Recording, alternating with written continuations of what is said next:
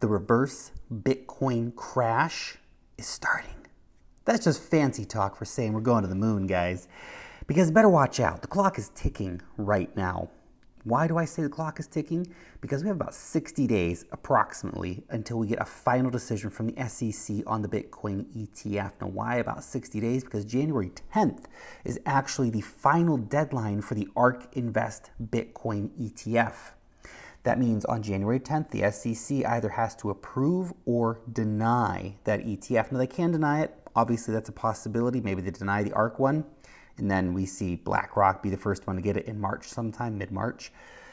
But the problem is, the SEC doesn't really have any grounds to stand on at this point. They lost the grayscale case with basically a judge saying that all of your reasoning for delaying a spot Bitcoin ETF is BS.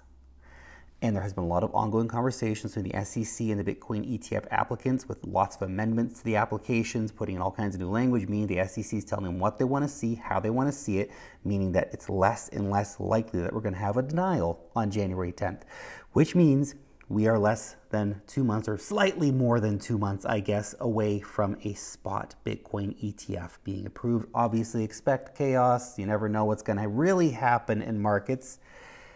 But if that's the case, watch out. Watch out. Now, that could come any day, too. It doesn't have to be January 10th, you understand. It could come tomorrow. It could come in an hour. It could come in 5 minutes.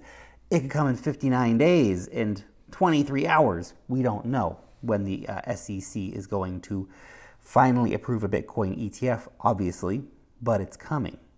Michael Saylor came out on Fox News the other day saying the spot Bitcoin ETF will at least double demand for Bitcoin. The only thing that can adjust here, of course, in that situation, is the price. Up, obviously, because as people rush in to buy these Bitcoin ETF products, that means they need to go to exchanges like Coinbase, buy the physical Bitcoin to underpin it. We're talking billions in new demand coming in here. And this is big. It's not just the Americans. Hong Kong announced the other day they're launching or looking at launching a Bitcoin spot ETF as well. Of course, Hong Kong, China's window on the world for global capital, essentially. And of course, that doesn't happen without Beijing's approval. None of what's happening in Hong Kong right now has happened without Beijing's approval. Beijing's been with it every step of the way. They want Hong Kong to be the window on the world for crypto anyway. And having a spot Bitcoin ETF in Hong Kong allows China mainland money to come into Bitcoin even more than it already does. China is still one of the biggest markets in the world for Bitcoin in spite of all the crackdowns and government suppression of the markets there. People still find a way. And with regulated products trading in Hong Kong, ways are definitely going to be found to get access to that Bitcoin spot ETF that's trading there. So watch out. Watch out. The Chinese don't want to be left behind. They're watching. They're seeing crap. The Americans are about to get spot Bitcoin ETFs. We need to let our investors get on board too. We don't want to miss the party. Crazy stuff. Crazy stuff right now. Michael Saylor goes into some other big things about how he thinks Bitcoin could get to $5 million. Before we get into that, just a quick note, if you are a cryptocurrency trader, you got yourself an account over on BYBIT, man. It's the best place to do your trading app. You want to do futures trade, they got you covered. You want to do spot altcoins, they got you covered. You want to do copy trading, they got it. Use the link down below. You get up to 30K in bonuses. That's above the 5K you would get without using that link. Depends, of course, how much you trade, how much you deposit. And we're also doing a lucky draw giveaway with BYBIT right now, where there's like iPhones and thousands of dollars in prizes. Again, use the link in the description to check that out. So Michael Saylor talked about the different catalysts that are going to take Bitcoin up to $5 million. I gotta say, I love his bullish prediction. I'm looking like 150K for this cycle, man. That'd be great. $5 million long run, obviously, not next year, not tomorrow, any of this kind of stuff. That's a big number. Imagine $5 million per Bitcoin. That would mean that you can really still get rich off of Bitcoin, which is insane. Because right now we're like 35K or whatever, right? That's more than 100x returns still potentially on Bitcoin if Michael Saylor is right. Now, obviously, he's got a giga-sized bag, so you can't fully look at him as being an unbiased player. He's far from being unbiased. He wants his bag to go to the moon. But obviously, the spot Bitcoin ETF approval in the USA is inevitable. Whether Gary Gensler gives it to us or not, different question, but I think he will. All signs are indicating that it's going to be coming, and it's going to be coming very, very soon. We're also seeing big updates like the fair value accounting rules coming out. That's something that Michael Saylor helped push forward. That means that more corporations can now safely invest in Bitcoin and know that they're going to get treated well by the IRS.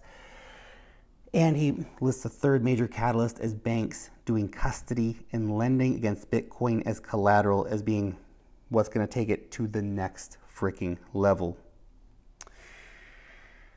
Look, Bitcoin, it's going to go up. The ETFs, it's coming. So much money is going to flow in, it's going to be insane. And this is all happening on the background of fiat collapse, America's $34 trillion in debt, banks still collapsing, all kinds of chaos happening out there. And then there's Bitcoin, the shining coin on a hill, if you will. It's absolutely crazy to see it all kind of coming together. Dollar, just a mess. The more you understand about the US dollar, and I know it's a strong currency right now, right? Because it's the big dog. But how long does that last? No reserve currency has ever lasted the test of time. And I don't think the US dollar, with its $34 trillion in debt, is going to be the exception to this rule. But one final thought here for you. Nothing goes up in a straight line. So we're seeing this big rally, huge moves in altcoins. Obviously, if you've been watching, Bitcoin's been doing great things. It's fantastic. Altcoins have been putting in like giga insane gains. Chainlink's up already like 100% from when we started talking about it on this channel. With the entries, I got an average price around $7. Told you many, many times, buying Chainlink, averaging into Chainlink. Maybe some of you guys paid attention to that. I hope you did, of course, because it's up 100% already, which is fantastic. But I really, really want to point out here, nothing ever goes up in a straight line in markets. Expect brutal pullbacks. Now, if a Bitcoin ETF gets approved tomorrow, it's going to go up pretty crazy, pretty quickly. So we may not get that brutal pullback. But if we have to wait another 60 days for a Bitcoin spot ETF approval, there could be some pretty rough pullbacks in that time as people start to get bored, whatever it might be. You know how it gets, guys. It's a bit funny sometimes in these markets. Here's some interesting stat for you as well. This is from a guy named Ya Martin. Anyway, or J.A. Martin. So he said the CME exchange, preferred by institutional investors, had achieved a new record in open interest with 105,380 BTC contracts, open valued at $3.6 billion. BINANCE has edged past this figure with open interest of approximately 113,000 Bitcoin.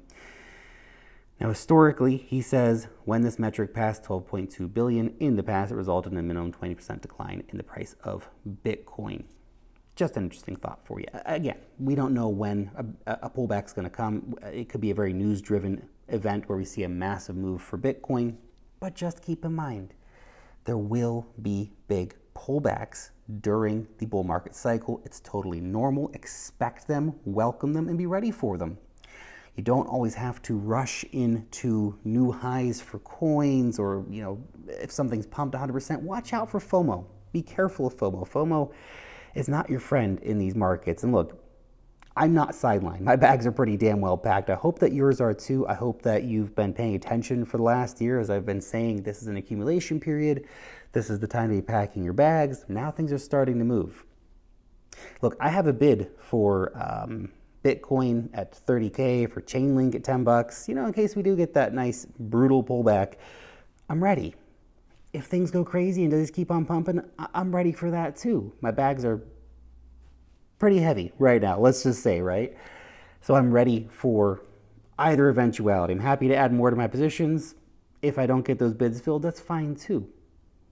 But there will be pullbacks. Now, maybe we push higher before a meaningful pullback comes and my bids don't get filled. I'm ready for that.